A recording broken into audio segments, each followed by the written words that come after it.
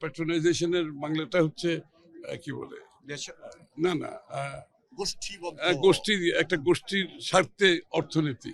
তো সেখান থেকে বের করে সকলের জন্য অর্থনীতি হতে হবে, সকলের অংশগ্রহণ করার সুযোগ থাকতে হবে এবং অর্থনীতির সুফলও যাতে সকলের কাছে যায়, এটাই হওয়া আমাদের উদ্দেশ্য। এটা ওভারঅল উদ্দেশ্য। এই জন্য তো অনেক কাজ করতে হবে, এটা তো অনেক দীর্ঘ বক্তৃতা দিতে হবে এই মুহূর্তে।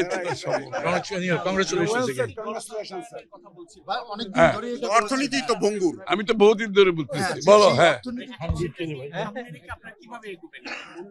এই যে আমি বলছি অর্থনীতিকে গণতান্ত্রিক করতে হলে যে ডিরেগুলেশন গুলো করতে হবে, লিবারালাইজেশন করতে হবে।